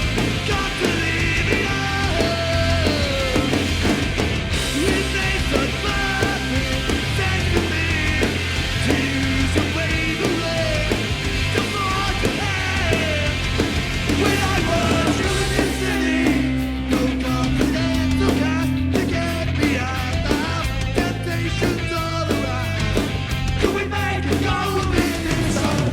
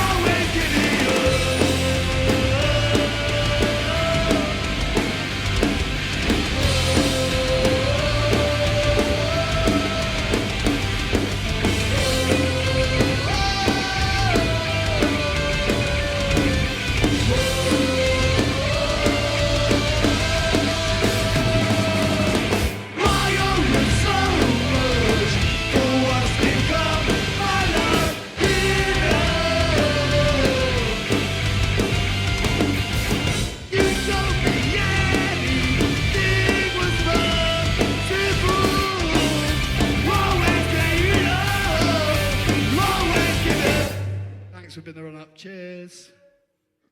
Hey, all you booze cruisers. Thanks for tuning in to the Boatless Booze Cruise number 8. I am joined with a very special guest. Chamberlain is with us here tonight. Guys, you want to introduce yourselves? Hi, I'm Charlie. I play drums. Okay. And that's David.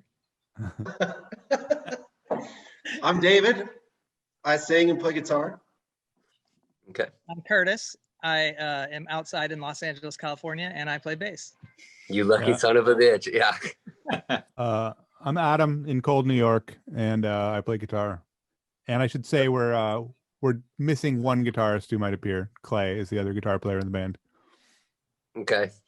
So you guys, after over 10 years without a new record, you guys just recently in November released Red Weather. I have to say, it's phenomenal. Like, I am pretty blown away. I mean, it's pretty unrecognizable. Like, if you were to compare the new record to Fate's Got a Driver from 1996, you guys turned on your heels and became a completely new band, like almost bridging a lot of the stuff in the alt country scene. What was the big influence behind you guys becoming more of a twangy sounding alt country band from like the post hardcore, post punk way you guys started your guys' career? Ooh, that's a big question. Loaded question. Yeah. Well, I would say a lot of that happened really organically for us. I think, we always had a long sort of a slow birth for our songs and our records. So there was always a lot of space between the records that we made, or a considerable amount of space. So, a lot can go on in that amount of time. I think there was, we went from 96, Fate's Got a Driver, and then, 96, Fate's Got a Driver, and then The Moon My Saddle came out in 98. 98.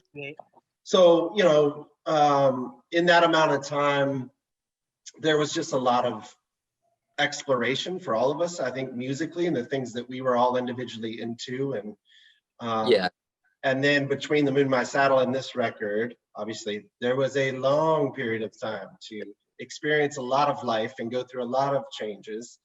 To me, this new record sort of balances out our musical journey. I think it's got equal parts. Fate's Got a Driver, and it's sort of driving and pushing sensibility, and then it's got a good bit of Moon My Saddle as well. But I think it takes us, out of both of those spheres into new territory. Oh, absolutely. I mean, you could tell it from just the opening bass line of Not My War. The record just kicks off and it's just like, man, this is driving. This is really solid. You could tell that you guys, I mean, there's a lot of growth that happens, and you could hear that there's been a lot of growth, like in your personal lives and even in your lives as musicians, in between The Moon My Saddle and now. I mean, The Moon My Saddle was almost an archetype for the alt country genre, and then to hear this is now perfected into Red Weather, kind of took me by surprise. I was not expecting it to easily become in my top 5 records of the year. Nice. Oh, that's man. Awesome. Yeah. I mean, I think the early on progression, like the change in sound was, we were in our 20s. So you think of a 20 something, every year is like a lifetime, right? So Right. this Oh was yeah. like 3 and 4 years in between each record. So you're just, I mean, if you're not growing at that point, then something's wrong. And then to do the new record, that's a big topic for us with doing the new record, with not just the songwriting. The songwriting kind of just came organically for us, but the styling of it and the sound of it, and like having Carl produce it was big for us. Like, how do we don't want it to sound like we were trying to be The Moon My Saddle 2. We want it to sound like bands we listen to now and new bands. Chamberlain 2.0, well, almost 3.0, because you guys technically started as Split Lip, and then become Curtis, real quick, I think that's a really good point, one I hadn't thought of before, but like the actual songwriting, like the orchestrating of the songs was not really much heavy lifting at all. I think we were much more intentional about the sound on this record and how we wanted it to come across through the speakers or through the phone, or we were very intentional about the drive that the album had.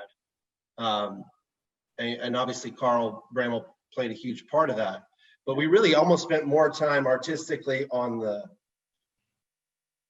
sonic landscape, but on the sonic landscape of it than on songwriting, because the songwriting really did come very naturally to us after we got back into a room together. Well, it sounds really natural. It sounds like an extension of yourself, you know, as it comes out. Like there's a lot of grief and sorrow and lamentation in it, but at the same time, there's such a hopeful, uplifting record. I mean, it's pretty perfect for 2020 and the year that I think we've all been through.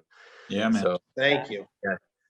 Yeah, I think I'll just add one thing. Like, yeah, I mean, the biggest challenge in recording it, like to David's point, it wasn't so much the writing, but we've all grown so much over the years, and we couldn't listen to more, you know, disparate influences now.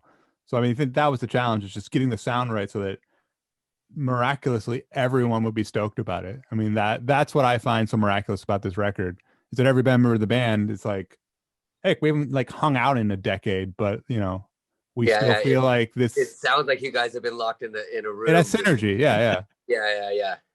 Well, the Cold, very honest record. You know, it captured us in the moment, and it's, you know, it's very transparent. You know, very much who we are at that moment. Yeah. We definitely That's what did. we were supposed to be, though. With that record, with this recording process, it was done like any other before. You know, we didn't have a long time. We didn't have a lot of rehearsals.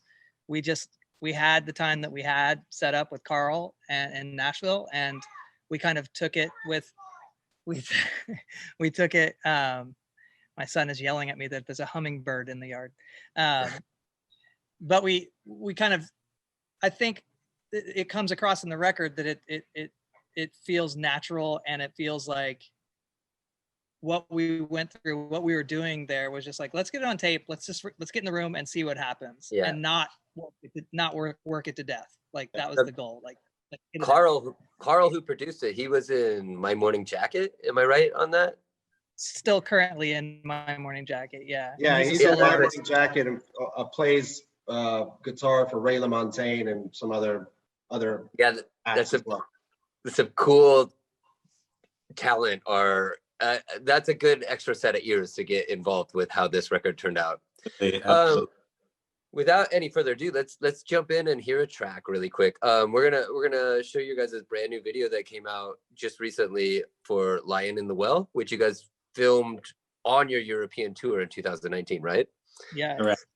So a little piece of each city in there. Yeah. Yeah. So for all you booze cruisers tuning in, see if you could spot your local hangs. We're gonna check out this video, and we'll be right back with Chamberlain.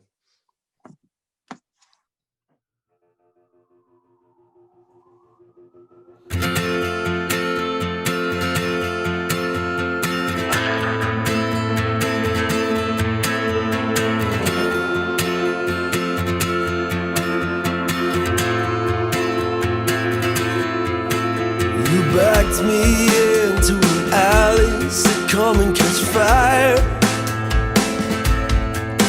When our lips hit the blood in my veins, it started to rain. My mind went rattling cages, I couldn't keep quiet or fighting. I wanna meet all the boys that have loved you and ask what they did right. Challenge all of the ones that have hurt you to a duel or a fist fight. I wanna win you over in old-fashioned ways, with sonnets and songs and perfect rhyme. You haven't even loved, but it already hurts like hell. It's like dying the first.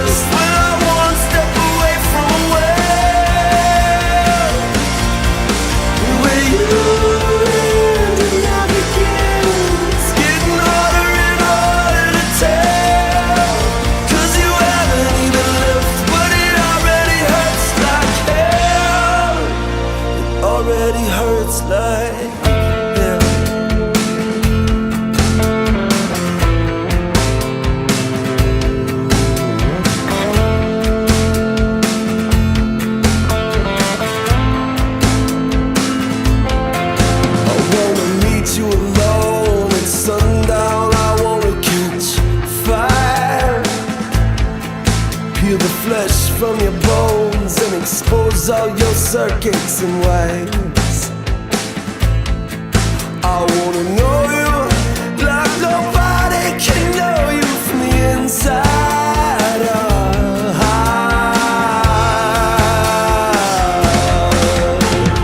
Haven't even left, but it already hurts like hell. It's like dying the first when I one step away from a well. With you, it's getting harder and harder to tell. 'Cause you haven't even left, but it already hurts like hell. Oh,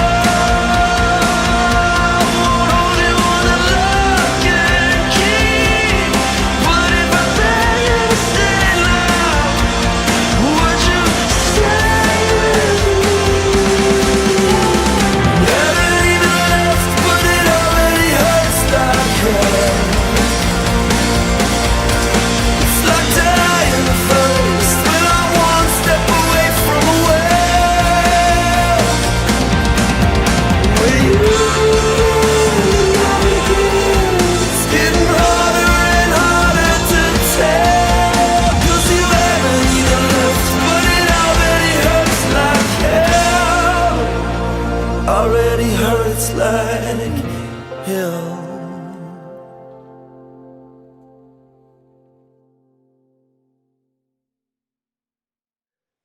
How's the record doing? Good. Like, I mean, It's only been out we like a were, month and a half, and I see on Spotify it's like 60,000 plays on every song. That's pretty awesome. yeah, we Man, um we're pleasantly surprised with everybody's the outpouring of support. Yeah, it's been great. Yeah. Yeah. Yeah, it's been, it's funny because you, obviously, like with any record, you sit in, the studio and you write and record the songs, and obviously there's a lot of ramp up to us all sharing mixes back and forth and commenting, but you really don't know ever what the reception's going to be. It's like, I think this is a great song, but you don't know. And then that was definitely the highlight of my year, the day the record came out, and to start to see, the outpouring of support. And you can tell if somebody's, giving you a nod out of lip service, or if it's a genuine, connection to the music. And I mean, I just saw a post from somebody who, they were sitting around with the family baking cookies and blaring "Not Your War," and the kids were singing and the parents were singing, and it's been a really special thing to watch. I've always told people we don't have the biggest fan base, but the people that believe in what we've done, and obviously all of the Kickstarter supporters and beyond, are just the most passionate and loyal and caring group of people. So it's been a really warm, certainly a warm outpouring, and much needed during this, otherwise pretty tragic year. Dismal, bleak year. Yeah, I think we all needed something a little positive that, so to end the year with you guys' record, it's pretty nice treat. I mean, yeah, I think everybody's at the point where everybody's hoping there's a vaccine super close, and it takes a lot of bravery to release something in a year like this where tour is uncertain. But with that said, do you guys have plans to, come back to Europe with the new record and to tour America with the new record? I'm guessing, is this, can we all trust that this is a reunion, or is this an album? Well, we were just talking about this before y'all jumped on, because we've had a couple agents that we work with reach out about it, and the short answer is yes. We had so much fun making the record, and we want to have the excuse to hang out with each other and play these songs. And we, in the Kickstarter, we promised a record release party, which hasn't happened. So yes, we'd love to, but when is your guess is as good as ours. Yeah, I think everybody is I know here in Europe, the vaccination schedule, there's a slight little bit of hope that Booze Cruise Festival this June can be, maybe we could actually like do some high-fiving and some beer drinking in the street. But I think until then, we're all kind of on lockdown still. It'll just make it that much sweeter when it happens, right? That's what I keep thinking. Like I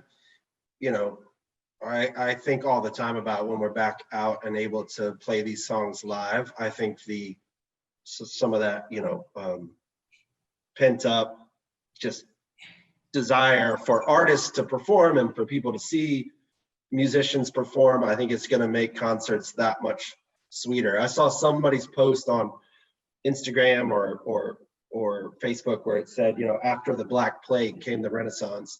And I was like, that's a great way to look at it. Like after this period, there may be just an upswell of energy and momentum. And, that's what I'm choosing to believe anyway. Oh, yeah. I think about that. I've been thinking about that nonstop for the last 9 months. I mean, there were so many concerts in the last year that, when you're used to them, you take them for granted, and you find out like, oh, my buddy's band is playing down the street, and it's like, I just got off work, I'm exhausted, I can't be bothered, right. Like I'll see him next time. I never thought that there would come a time when there was no next time, right. To where, yeah, I mean, next time, go see your friend's band play. Yeah, damn straight. Yeah. I mean, it's been a weird year without a bunch of texts of people being like, hey, can I get on the guest list? Hey, but at the same time, I mean, I think when this all lifts, I'm going to go to a show every night for as long as I can, Yeah. I think we'll all be due for a little bit of a couple hugs here and there and some good music. Yeah. Some debauchery again. Yeah. but Germany for sure. When we can do it, like Germany is like number 1 on the list. Yeah, man. Yeah, we'd love to have you guys back over here. I mean, Booze Cruise is coming up, so maybe things can change in the next 6.5 months. We'll fly in our hazmat suits. Come over. Yeah. Well, we got to wrap up our time shortly, but I want to say thank you guys so much for joining us. Do you have any last words you would like to close with, or anything to tell the fellow citizens of Germany and Europe for the Booze Cruise? Well, thank you to everybody that came out when we were there before, and we will see you again as soon as all of this lifts. We assure you of that. And until then, just keep listening and be ready to sing along with us when we get there. Yeah, well said. Everybody stay safe. Everybody stay away from each other so we can actually have another festival. And and we'll try to roll out as much as we can to keep everybody, to whet everybody's appetite as much as we can. Well, I mean, after 12 years, that new record is pretty nice. Thank you. Thank you. Pretty nice. So thanks guys so much for the time. It's awesome. Yeah. Well, guys, thank you so much for joining us. I wish you guys all the best. Happy New Year's and everything. And we will talk to you guys hopefully sooner than later in person at a concert. So cheers, guys. Thank you for joining us. Peace. Thank you. Let's check out some more Chamberlain videos here at the Boatless Booze Cruise number 8. See you soon. 1, 2, 3, 4.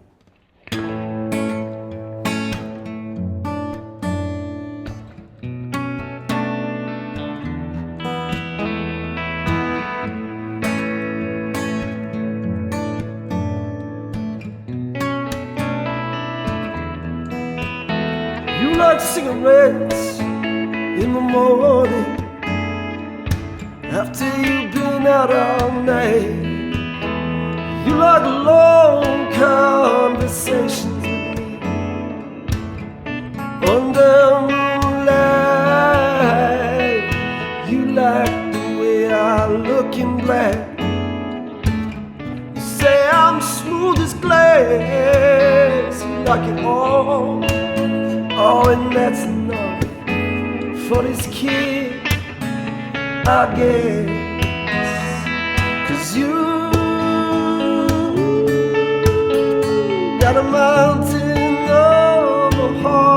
heart. You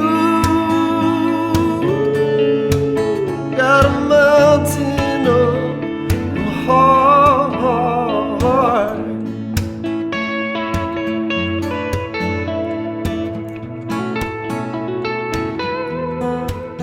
You took a train ride straight through Illinois. You found yourself alone. Well, the Midwest ain't no place for a queen, but I'm right here, so it's home, home. And I've heard it said you can measure a man by the company that he keeps. And if that's true, girl, I'm telling you, I must be a king.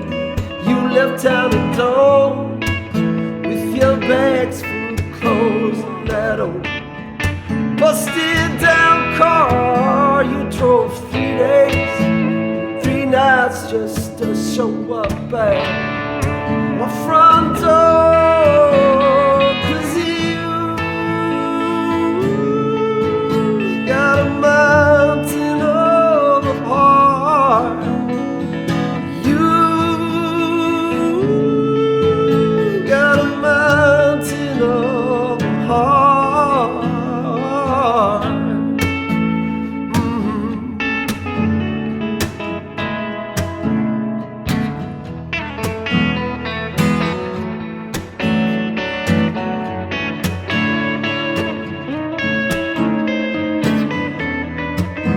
You like cigarettes in the morning after you've been out all night.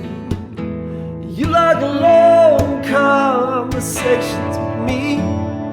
You say they make you feel alive. The way that I look in black. You say I'm smooth as glass. You like it all. That's enough for this kid. I guess you got a mountain of a heart. You got a mountain of a heart. Said you got a mountain of a heart. Yeah, you got a mountain of a heart.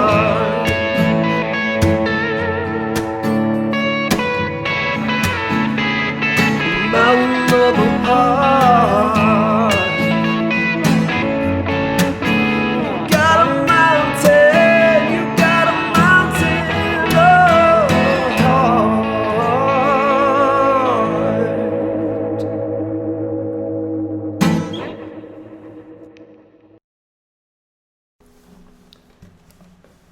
One, two, three, four.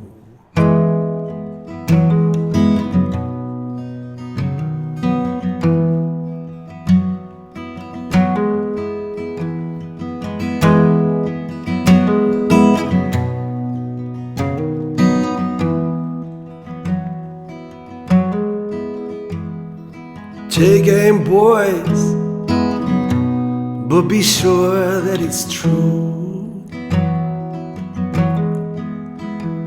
Every man must learn to stand square in the crosshairs of truth. Today will be a day you shall remember for all of your lives. All bets are off, your debts are forgiven tonight. Our best messenger was sent, but at last he was hit, taking word up to the front lines as he was trying to save the world one soul at a time.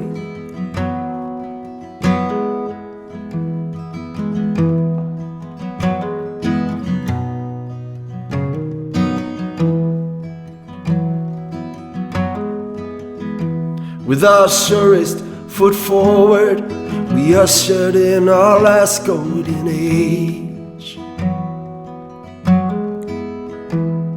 Shoulder to shoulder and onward into the fray.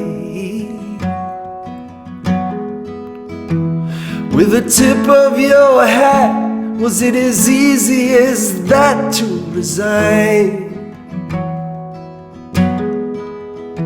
You thought no one believed in the dream you'd fought so hard to find. And it was slow going work, but it was work nonetheless, though it paid us in nickels and dimes. As we were trying to save the world, one soul at a time.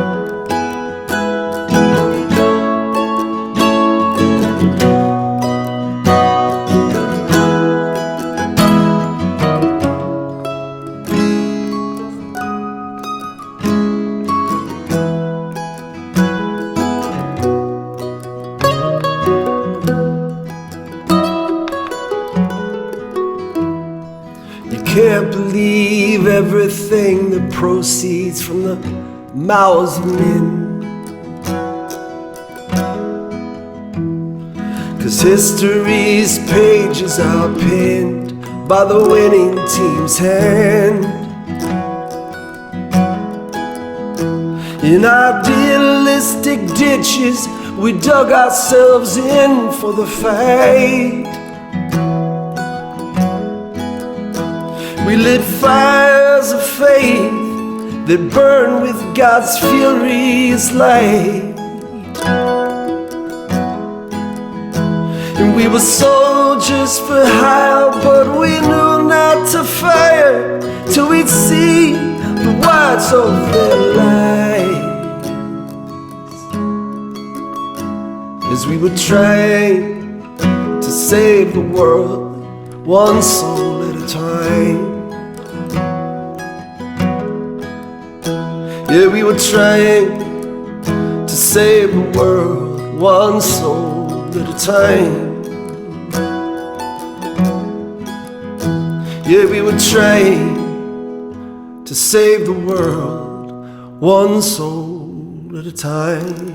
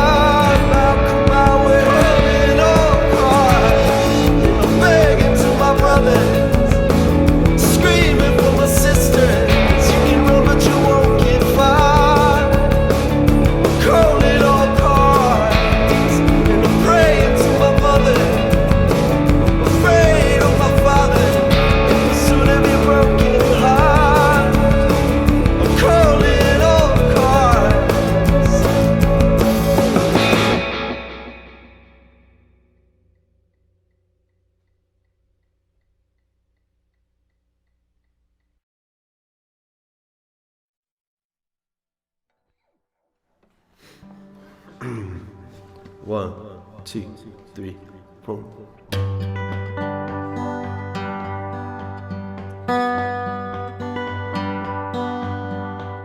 Well, I woke up alone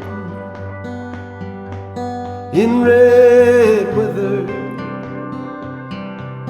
Had I lost my way, or was I closer than ever? Desperate tears in my eyes, feeding the mouth of the river. Monochromatic skies, now bleeding with color.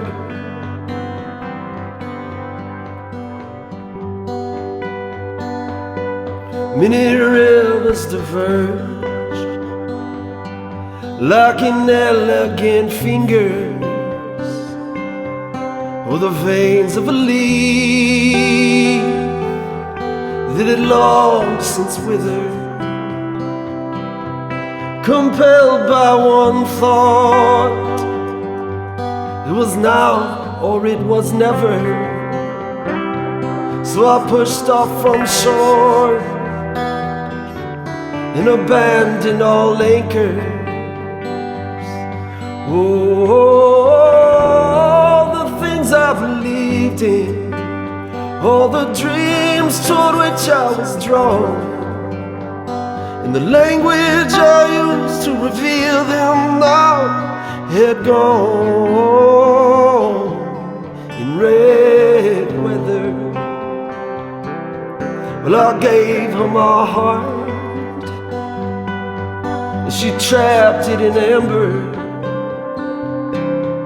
and so we became my most noble endeavor. I chose the safest way out, but I'm hard pressed to remember how I could forfeit my soul. I would ever surrender. Oh, the things I believed in, all the dreams toward which I was drawn, and the language I used to reveal them now had gone and left me untethered in red weather.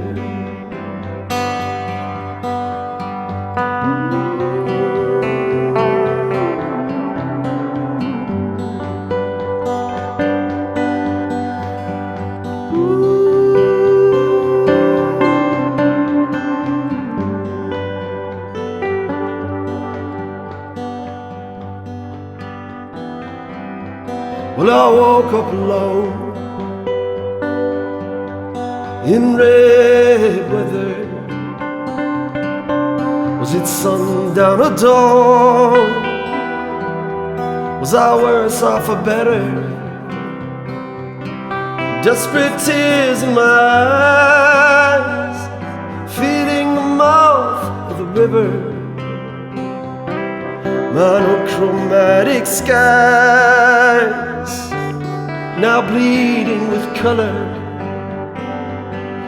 Oh, the things I believed in, all the dreams toward which I was drawn, and the language I used to reveal them now had gone in red weather. In red weather, oh, in red weather, in red weather.